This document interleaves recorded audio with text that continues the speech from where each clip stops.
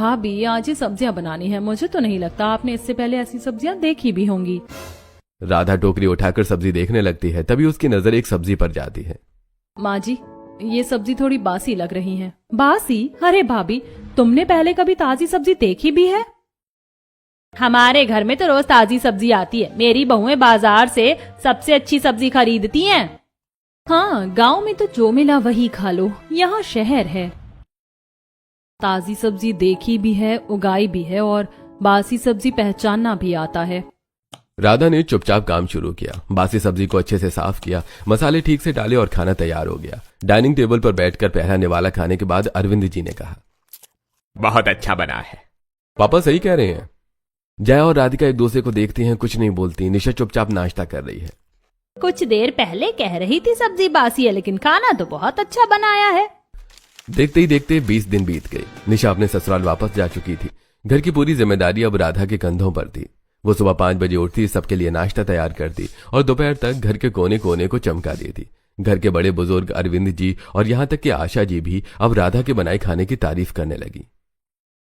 वाह भाई, आज तो पराठों में वो पुराना स्वाद आ गया हुआ हूं। राधा बहू, तुमने तो कमाल कर दिया। सच में पापा, अब तो ऑफिस का टिफिन भी खत्म हो जाता है। जहां घर के बाकी लोग खुश थे, वहीं जया और राधिका के मन में कड़वाहट बढ़ती जा रही थी। उनसे राधा की तारीफ बर्दाश्त नहीं हो रही थी। देख रही हो राधिका, कैसे मीठी छुरी बनकर सबका दिल जीत रही है। अभी तो सिर्फ खाना बना रही है, कल को ये तिजोरी की चाबियां भी मांग लेगी। जया, इसे इसकी औकात याद दिलानी ही होगी। ये जो इतना परफेक्ट बनने का नाटक कर रही है ना, इसे खत्म करना होगा। इसकी तारीफें अब मेरे कान में चुभने लगी हैं। अगले दिन राधा रसोई में खाना बना रही है। बाहर गैलरी में जया और राधिका खिड़की से झांक रही हैं। देख रही हो तेल की बोतल कैसे खाली कर रही है। मम्मी जी को बताना होगा ये फ्री की बहू असल में कितनी महंगी पड़ रही है। थोड़ी देर बाद दोनों आशा जी के पास जा बैठती हैं। मम्मी जी, कल आधा किलो तेल एक दिन में खत्म कर दिया। क्या? हमारे पति दिन रात कमाते हैं और यहाँ सब धुएं में उड़ रहा है। अथर्व की सैलरी भी कितनी है, ऊपर से ये फिजूल खर्ची। अम्मी जी, इनका हिस्सा अलग कर दीजिए, अपना पकाएं अपना खाएं। अब हमारे बस का नहीं है कि हमारे पतियों की कमाई ऐसे उड़ाई जाए। तभी अरविंद जी आ जाते हैं। सब सुनकर माथे पर बल पड़ जाते हैं। अगर बात बर्बादी की है तो फैसला भी होगा। राधा, बाहर आ। राधा हाथ पोंछते हुए बाहर आती है। अथर्व भी कमरे से निकलता है। राधा, मेरी दोनों बहुएं नहीं चाहती हैं अब तुम्हारे साथ रहना और खाना, तो तुम और अथर्व अपना अलग देखो। पर मम्मी, अचानक ये फैसला हो गया, छत का कमरा खाली है, वहां रहो। पर पापा, वो तो स्टोर रूम है, वहां तो किचन भी नहीं है। हाँ, तो ये कौन सा कोई बहुत बड़े शहर से आई है? गांव से आई है, इसे इतनी फैसिलिटीज की आदत भी नहीं है। अपना कर लेगी कोई ना कोई जुगाड़। आशा जी और अरविंद जी का फैसला हो चुका था। राधा और अथर्व ने अपना सामान समेटा, 2 पुराने संदूक, कपड़ों की पोटली, और ऊपर जाने लगे। जैसे जैसे दोनों सीढ़ियां चढ़ रहे थे, नीचे से हंसी की आवाजें आ रही थी। चलो राधिका, अब रसोई में फालतू का तेल नहीं जलेगा। देखते हैं महारानी ऊपर अपना महल कैसे सजाती हैं। अथर्व का चेहरा शर्म से लाल था। राधा ने चुपचाप उसका हाथ थाम लिया। ऊपर पहुंचे तो लोहे की चद्दर वाला छोटा सा कमरा, धूल, पुरानी ईंटें, टूटे गमले, न ढंग की बिजली न पानी। राधा, यहाँ तो जानवर भी न रहे। जगह छोटी होने से इंसान छोटा नहीं होता अथर्व जी। रात भर दोनों ने मिलकर सफाई की। राधा ने बोरियां बिछाई, संदूक को मेज बनाया, उस कमरे को रहने लायक बनाया। पहली रात कट गई। सुबह की धूप छत पर आई तो राधा पहले से जाग रही थी। अथर्व उठा, चेहरे पर रात की थकान थी।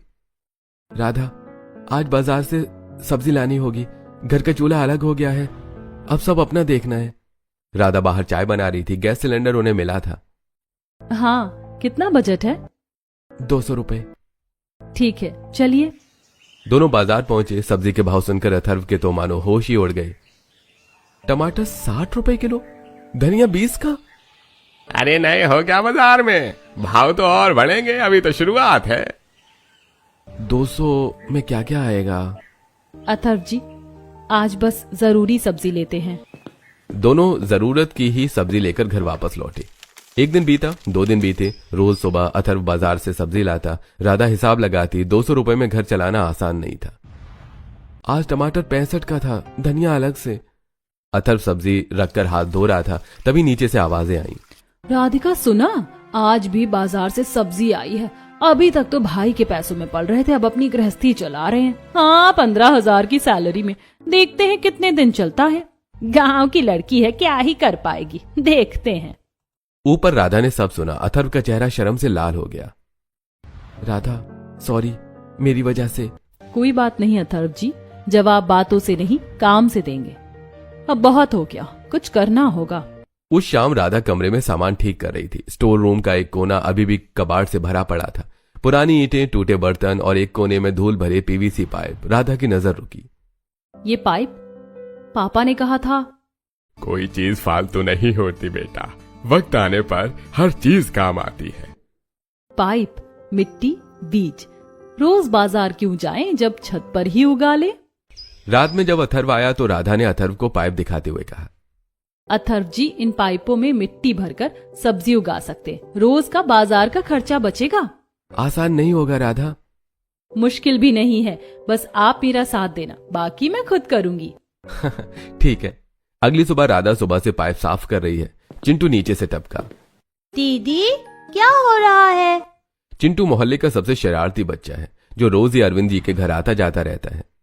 चिंटू, सब्जी लगानी है, मिट्टी चाहिए, आरती आंटी के पीछे से लाओगे? अभी लाया दीदी, मेरे लिए तो बहुत आसान काम है। चिंटू 15 मिनट में 2 बाल्टी मिट्टी लेकर हाँफते हुए आया। दीदी इतनी भारी मिट्टी है, टमाटर तो जरूर देना। पूरे 2। आरती आंटी दीवार के ऊपर से झांक रही हैं। बाबू, ये क्या कर रही हो? आंटी पाइप में खेती, टमाटर, धनिया, पालक, मेथी लगाने का सोच रही हूँ। वाह, सुनो, मेरे पास पुराने बीज हैं और ये थोड़े पाइप्स भी हैं। आरती आंटी ने अपनी छत से बीज और पाइप्स दिए। दीदी आंटी तो पूरी दुकान बेच रही है। बेटा, हिम्मत वाली बहू का साथ देना बनता है। राधा ने पाइपों को कतार में जमाया। हर पाइप में ऊपर से गोल छेद, उनमें मिट्टी भरी। चिंटू मिट्टी ठूंसता रहा, अथर्व पाइप पकड़ता रहा। दीदी इसमें क्या उगेगा? इसमें पालक, इसमें मेथी, इसमें धनिया और इस बड़ी पाइप में टमाटर। दीदी आलू भी लगाओ। आलू जमीन में उगता है चिंटू। तो क्या हुआ, मिट्टी तो है। अरे इसकी बात मान लो राधा। 2 दिन बाद जया और राधिका ऊपर आई मजा लेने, पर छत पर पहुंचकर दोनों रुक गईं। पाइपों की कतार लगी थी, मिट्टी भरी थी। दोनों ने देखा और सीधे आशा जी को बुला लाई। माँ जी देखिए, पूरी छत खोद डाली, मिट्टी फैली है, पाइप पड़े हैं, ये क्या बना रखा है? यही होता है जब गांव की लड़की शहर में ले आओ। राधा, ये क्या तमाशा है? मेरी साफ छत का ये हाल कर दिया। माँ जी साफ रखा है, कोई गंदगी नहीं है, बस पाइप में कुछ सब्जी उगाई है। घर में कौन खेती करता है? और मेरे घर में ये सब नहीं चलेगा। मम्मी प्लीज, आपने हमें छत पर भेजा है तो कम से कम छत पर कुछ कर लेने दीजिए। थोड़ी सब्जी लगाइए, हमारी मदद होगी। ठीक है, लेकिन छत पर कोई भी गंदगी नहीं होनी चाहिए। और हाँ, तुम्हारी खेती किसानी के लिए पानी नहीं दूंगी मैं। अरे आखिर बिल भी तो लगता है। इतना कहकर सभी लोग नीचे चले जाते हैं। राधा छत पर अकेली बैठी है। पाइप सामने है, मिट्टी तैयार है, पर पानी नहीं। तभी बगल की दीवार से आवाज आई। बहू क्या हुआ, इतनी परेशान क्यों? आंटी, माँ ने मना कर दिया, खेती के लिए पानी नहीं देंगी। बस इतनी सी बात। हमारी छतें तो जुड़ी हुई है, मेरी टंकी से पाइप खींच लो, जितना पानी चाहिए ले लेना। आंटी सच में? अरे बेटा, पड़ोसी काम नहीं आए तो क्या फायदा, रुको अभी पाइप लाती हूँ। 5 मिनट में आरती आंटी ने दीवार के ऊपर से एक पतला पाइप बढ़ा दिया। लो, इससे सीधे सिंचाई करो। आंटी शुक्रिया। शुक्रिया मत करो, जब टमाटर उगे तो 1 किलो मुझे देना। पापा सही कहते थे, कोई चीज फालतू नहीं होती। अब रोज सुबह उठो, पाइपों में पानी दो। आरती आंटी के पाइप से सीधी सिंचाई होती। राधा हर पाइप के पास रुकती, देखती और मुस्कुराती। आज पालक थोड़ा और बढ़ा। चिंटू रोज आने लगा था, आज भी आया सीधे पाइपों के पास। दीदी टमाटर कब आएगा? 3 हफ्ते और। 3 हफ्ते? दीदी मैं बूढ़ा हो जाऊंगा। तब तक धनिया सूंघते रहो। दीदी इसमें पानी कैसे जाता है अंदर? देखो, ऊपर से डालो, नीचे छेद से निकलता है, जड़ें बीच में पानी सोख लेती हैं। दीदी तुम तो साइंटिस्ट हो। नहीं, बस जुगाड़ू हूँ। एक दिन राधा ने छत के एक कोने में 2 ईंटें रखी, ऊपर एक बड़े पत्थर का टुकड़ा, उसके ऊपर गैस। ये क्या बना रही हो? किचन। छत पर किचन? नीचे रसोई उनकी, ऊपर रसोई हमारी। जब सब्जी उगेगी यहीं बनेगी, ताजी तोड़ो, ताजी पकाओ। इसने छत को घर बना दिया। शाम को आरती आंटी दीवार से झांक रही थी। बाहू, ऊपर किचन भी बना लिया? हाँ आंटी, छत पर खेती, छत पर रसोई। वाह बेटा, मेरे जमाने में काश ऐसा दिमाग होता। आंटी आपने पानी दिया, आधा काम तो आपका है। अरे बेटा, तू हिम्मत वाली है, ये छत एक दिन सबको जवाब देगी।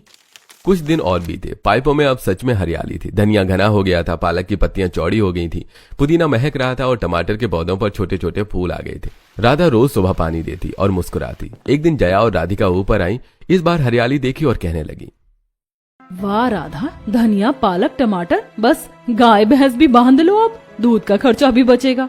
हाँ, और मुर्गी भी रख लो, अंडे भी फ्री मिलेंगे, पूरा गांव ही बसा लो छत पर। शादी तो शहर में की पर गांव छूटा नहीं। राधा चुप रही। हाथ में पानी का मग था, वो पाइपों में पानी देती रही, जवाब नहीं दिया। दीवार के उस तरफ आरती आंटी सब सुन रही थी। शाम को जब अथर्व आया तो उन्होंने सब अथर्व को बता दिया। राधा, आज फिर उन्होंने तुम्हें बहुत इंसल्ट किया, मुझसे बर्दाश्त नहीं होता। अथर्व जी, मुझे बातों से फर्क नहीं पड़ता। पर मुझे पड़ता है राधा, मेरी वजह से झेलना पड़ रहा है तुम्हें। सुनिए, मैं यहाँ बोझ बनने नहीं आई, बस ये चाहती हूँ कि आपका बोझ थोड़ा हल्का कर सकूं किसी भी तरीके से। राधा सॉरी। आपको पता है, मेरे पापा ने मुझे सिखाया है, कोई चीज फालतू नहीं होती, ना मेहनत, ना वक्त, ना तकलीफ, सब काम आती है। अथर्व चुप रहा। राधा ने खिड़की से बाहर देखा, पाइपों में हरियाली थी, ऊपर आसमान था। जवाब वक्त देगा, मैं बस काम करती रहूंगी। दोपहर के समय मोहल्ले की औरतें छांव में बैठी थी। आरती आंटी भी थी, पास में सुमन आंटी भी थी। वो बातें कर रही थी। अरे सुनो, आशा की छोटी बहू राधा, पता है उसने छत पर खेती कर रखी है। सच में? हाँ, और रोज ताजी सब्जी तोड़कर मुझे भी देती है और खुद भी बनाती है। धनिया पालक पुदीना, बाजार जाना ही बंद हो गया मेरा। और स्वाद, अरे बाजार वाली सब्जी तो भूल जाओ। ए वाह, उस घर में तो उसके साथ अच्छा भी नहीं होता सुना है। हाँ, यही तो बात है, इतनी अच्छी बहू है और वो लोग हमेशा कुछ ना कुछ सुनाते रहते हैं। दोनों जेठानियां तो बस मौका ढूंढती हैं। अरे आरती, कदर करनी आनी चाहिए, ऐसी बहू मिले तो सर आंखों पर बिठाओ। खुद खेती करती है, घर चलाती है और ऊपर से ताने भी सुनती है। सोचो कह रही हो, हमारी बहू तो सब्जी लाने में भी नखरे करती है और ये लड़की खुद उगाती है। बेटा जैसी है मुझे, इतनी तकलीफ में भी चेहरे पर शिकायत नहीं। मोहल्ले में राधा की पाइप में सब्जी उगाने वाली बात फैल रही थी। छत पर से लगी सब्जी अब सिर्फ पाइप में नहीं, लोगों की जुबान पर भी उग रही थी।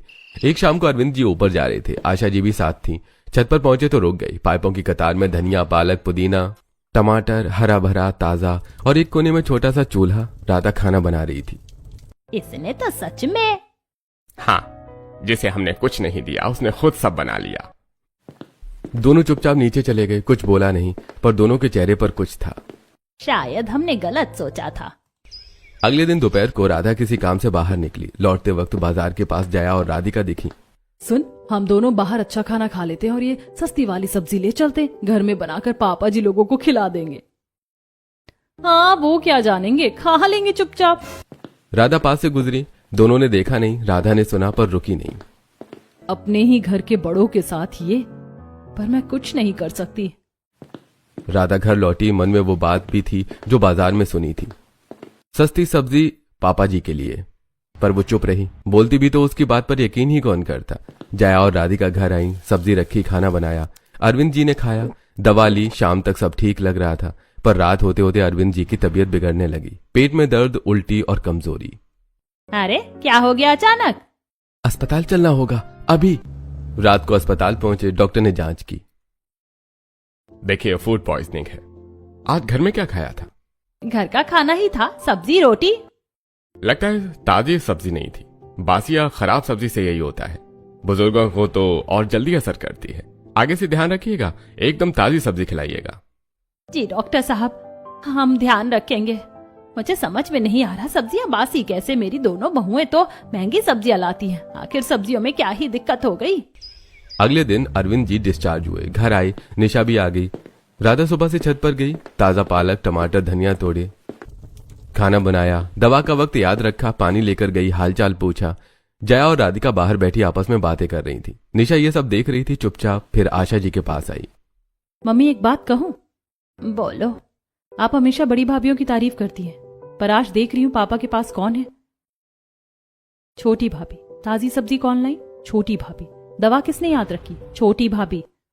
तुम राधा की तारीफ कर रही हो? मम्मी, पैसे वाली सोच हटाकर देखो तो समझ आएगा कि असल में राधा भाभी कितनी अच्छी हैं। और मुझे भी अपनी गलती का एहसास हो रहा है। मैंने भी उन्हें बहुत कुछ कहा, गांव वाली ये वो, पर सच तो ये है कि मुझे भी ऐसी ही भाभी चाहिए थी जो मेरे माँ बाप का ख्याल रखे। आशा जी की आंखें भर आईं। निशा, तूने सही कहा। तभी राधा दवा लेकर कमरे में आई। पापा जी, दवा का वक्त हो गया है। राधा, हमने तेरे साथ अच्छा नहीं किया, लेकिन बेटा तुमने मेरा इतना ख्याल रखा, ताजा खाना खिलाया, वक्त पर दवा दी। तेरी वजह से मेरी तबीयत ठीक हो गई। पापा जी, यही तो मेरे पापा ने सिखाया था। 3 दिन बीते। अरविंद जी की तबीयत धीरे धीरे ठीक हो रही थी। राधा रोज छत से ताजी सब्जियां तोड़ती, हल्का खाना बनाती, दवा का वक्त याद रखती। उसी शाम अथर्व ऊपर आया, चेहरे पर खुशी थी। राधा, खुशखबरी है। क्या हुआ? मुझे नई जगह जॉब मिल गई, अच्छी कंपनी है, सैलरी भी 2 गुनी होगी। सच में? राधा, तुमने इस घर में इतना कुछ झेला, इतनी मेहनत की, अब सब ठीक होगा। अथर्व जी, मुझे सैलरी से नहीं, बस आपके साथ से खुशी है। अब तुम्हें किसी चीज की कमी नहीं होगी। बस कुछ दिन और, फिर हम छत पर ही अपना अच्छा सा घर बना लेंगे। पापा ने कहा था कोई चीज फालतू नहीं होती, ना तकलीफ, ना वक्त, ना मेहनत, सब काम आती है। थोड़े दिन बाद मोहल्ले में महिला सशक्तिकरण का एक छोटा सा कार्यक्रम हुआ।